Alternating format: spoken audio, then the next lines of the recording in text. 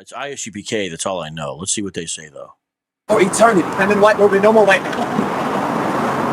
As long as you can live being my slave and having to spit on my grass in the hot sun with no sunscreen, that's how long your people will last. Right. Other than that, you will be... Is that what you want? You want white people to spit on your grass? After that, you will be a dinosaur. It will be what happened, what y'all people did to all the animals that are extinct is going to happen to you. You're going to become extinct one day. Right. And the rest of the people on earth, yes, I want it to be that way. For the iniquity, I'm telling you, for the iniquity of your fathers, because of what your fathers did to my people. Well, I don't ever want to see your face again, except for in a museum. Right. Book. Unless you're on Netflix. That's it. Like jokes? You got it up. So wait, okay. Now I know why I clipped this. Why do they assume now? There's already problems, obviously, in how they identify themselves, right? Yes. But how do they assume, or on what basis do they think they know of a certainty who the people are that they're talking to, and what relationship or role they played in the past history?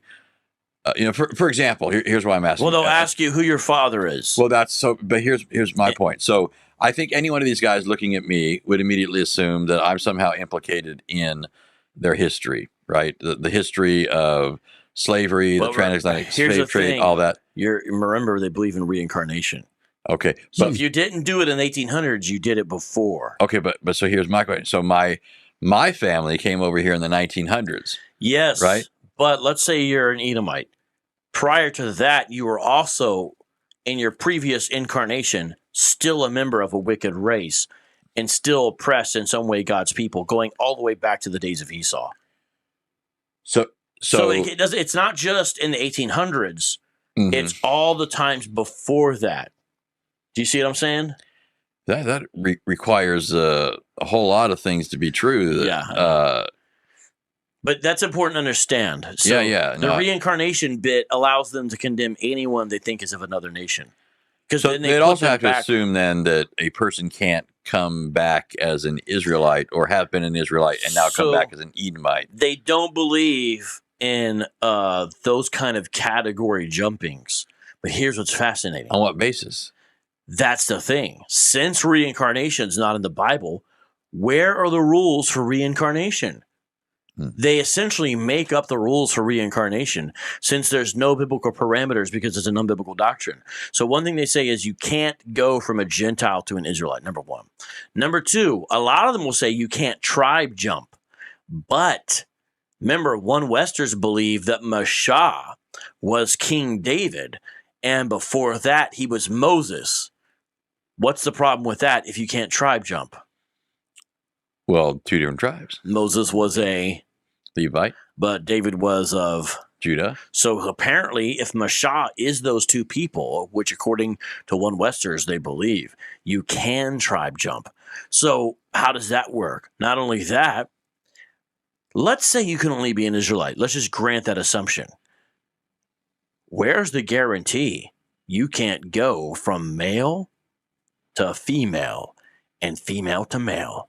Some of you one Westers out there might have been a woman in a previous life, and you can't tell me any reason from the Bible that you know that you weren't.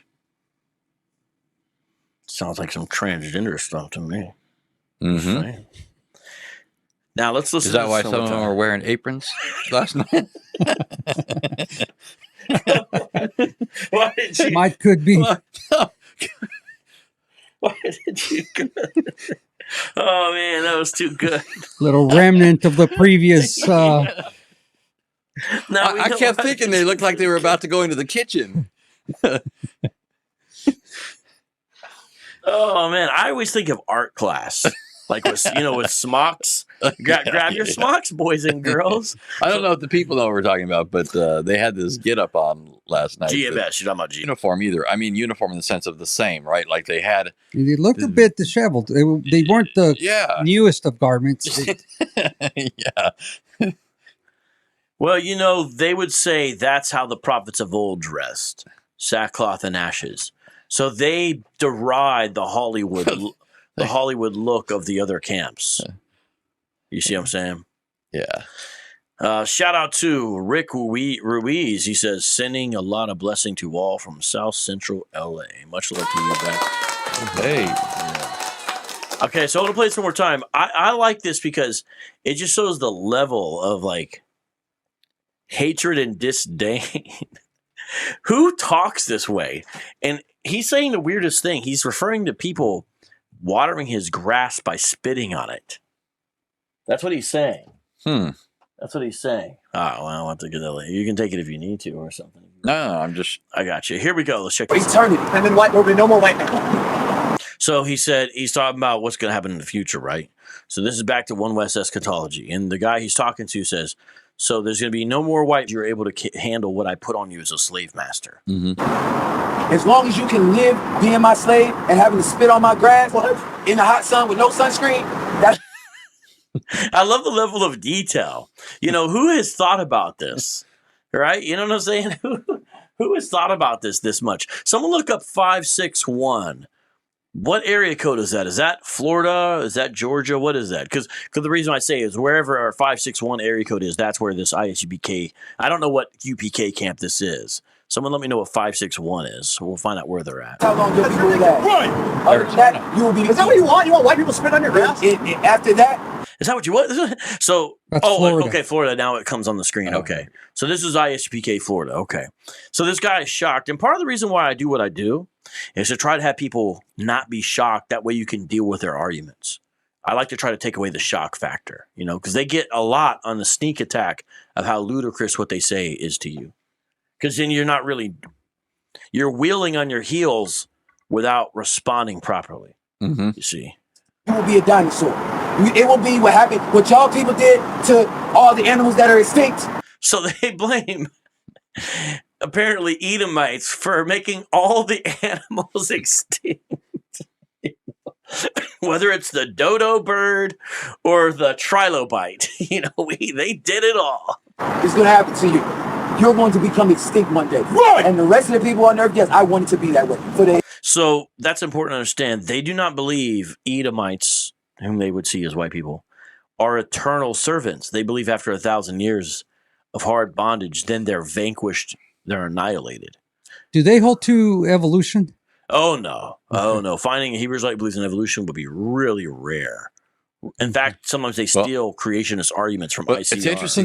So then what's the group we were talking to yesterday seemed to hold that Adam was but one of a number of like humanoid. Usually that idea is God created part and parcel of some kind of theistic evolution or something like that. Their thing is that basically Yahweh created non-elect peoples for destruction. Other than, but so they're not descended from Adam though. And so that's what's interesting. The way they would try to prove it, Anthony, is they would say, look at the trees in the garden. And then they would go to verses where trees are compared to people and say it's the trees. The trees are actually other nations. So what's the criteria to determine when trees refer to trees and when they refer to people? When Zacchaeus, for example, climbed up a tree, was he getting on some guy's shoulders? That's a stupid question. You know, I'm just saying. I think that's how they would say. That's a stupid response. So it's like when remember Jesus healing a man, and he said, "What do you see?" People walking around like trees. They say that's proof. That's evidence right there. Or how a righteous man grows like a tree, or that kind of stuff. And so the trees there in the garden are actually members of other nations. Well, yeah. The reason they do that is because Adam is elect and his offspring, because they have to have proto-Israelites. And the way that they have proto-Israelites, this is only One West, by the way. What I'm saying does not apply to groups who are not One Westers. They don't believe any of this madness. They believe universal brotherhood in a different way. They just believe you need to know your place, basically. You know, you're not, if you're grafted in, understand you're not the natural branch. These guys have a different ecclesiology, and it goes back all the way here to their anthropology. And so they would say Adamites are proto-Israelites, but other nations descend from something other than Adam and Eve. And I think they would make it evident with the trees who come, I guess, from the beasts of the field, but I'm confused on that. That's what I was understanding from them, that the beasts were the other peoples, and that's why there's the references to people as sheep, as dogs, as So my question still though is, I mean, I don't think it's problematic to say that trees sometimes represent people. That's clearly an easily established point on the basis of the passages you already mentioned, right? This is a way that trees are used. That is an idiomatic usage of the term.